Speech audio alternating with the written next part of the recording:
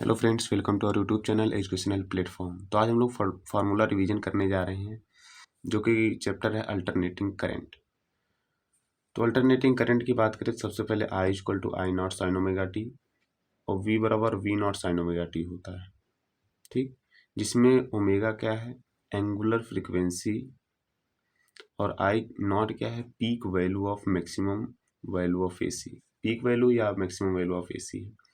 Average और mean value of AC की बात करें तो आई मीन की वैल्यू तो 2 I0/पाई, ठीक।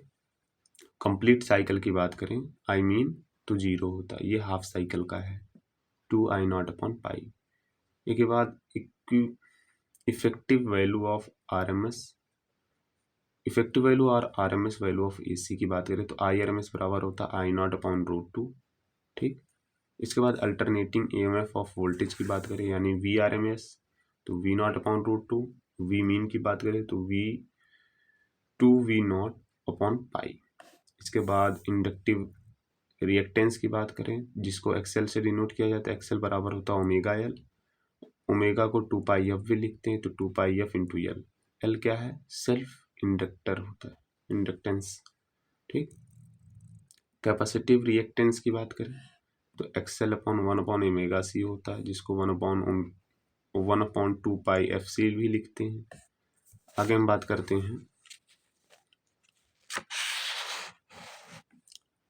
तो पावर बराबर क्या होता है, V R M S into I R M S cos phi. Power बराबर क्या होता है, V R M S into I R M S cos phi होता है। इसके बाद वाटलेस करंट क्या होता है कि जिसमें पावर कंजक्शन 0 होता है, उसी को वाटलेस करंट कहते हैं। इसके बाद एसी थ्रो द रजिस्टर, तो उसका ग्राफ कुछ ऐसे बनता है। और आगे हम देखते हैं फार्मूला। तो मैक्सिमम करंट कितना होगा, तो आई नॉट बराबर वी नॉट अपॉन आर होता है। आई आर एम एस बराबर क्या होता है, V R M S upon R होता है।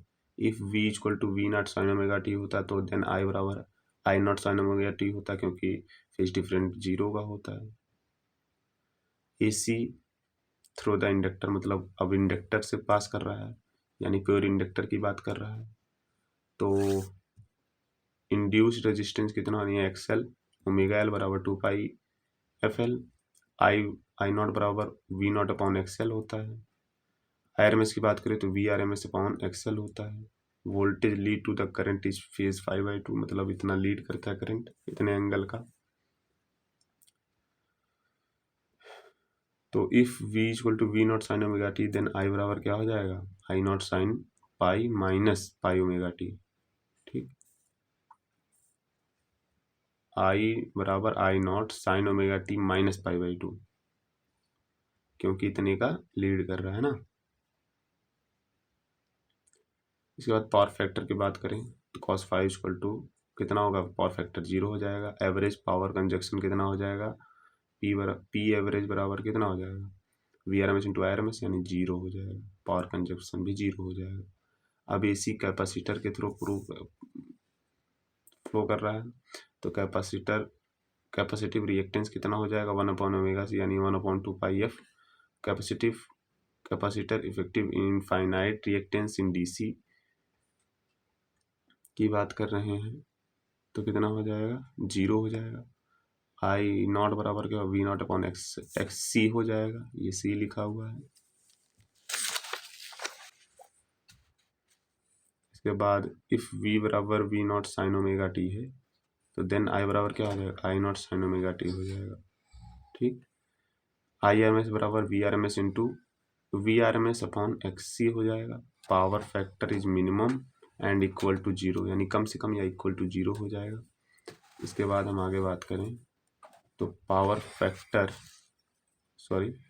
इसके बाद एलसीआर सर्किट की बात करते हैं तो इम्पिडेंस बराबर कितना हो जाएगा, जेड बराबर √R² plus XL minus XC का होल स्क्वायर। इसी को क्या लिख सकते हैं, V R M S upon I R M S.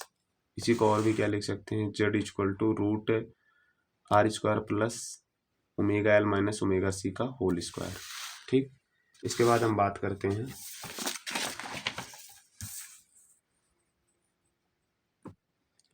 Reactance LCR circuit series AC circuit का, तो XL बराबर XC होता है। इम्पीडेंस की बात करें तो बहुत ही मिनिमम यानी लगभग R के बराबर होता है, यानी रेजिस्टेंस के बराबर होता है। फेज डिफरेंट की बात करें तो 0 होता है फेज डिफरेंट।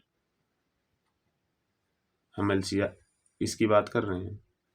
इसके बाद रिएक्टेंस एंगुलर फ्रीक्वेंसी बराबर कितना 1/√LC हो जाता है।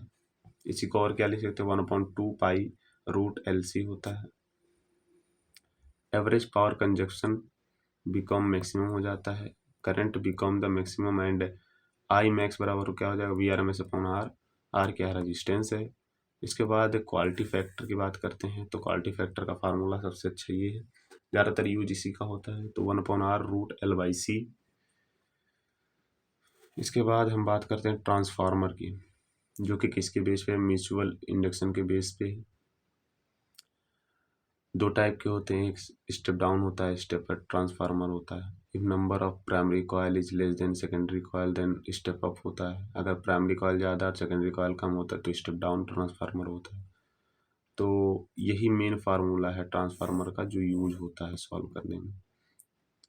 Voltage secondary voltage primary equal to current primary upon secondary current, number of turn of secondary coil upon number of turn of primary coil. देख लीजिए VS बराबर क्या हो जाएगा वोल्टेज इन सेकेंडरी, IP बराबर करंट इन प्राइमरी, NS बराबर number of turn in the secondary. इसके बाद चॉक कॉयल क्या होता है, is an electrical device which is use to torque controlling current in AC। क्या करता है AC करंट को कंट्रोल करने में यूज होता है without wasting the electro energy, मतलब बिना एनर्जी इलेक्ट्रिकल एनर्जी लॉस किए जो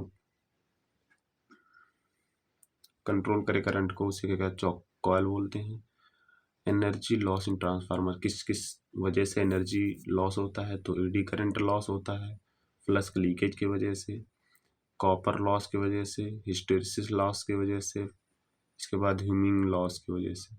दो टाइप के हम बताएं transformer, step up step down. Number of secondary coil is greater than number of primary coil then step up, number of primary coil is greater than number of secondary coil, step down transformer. ठीक,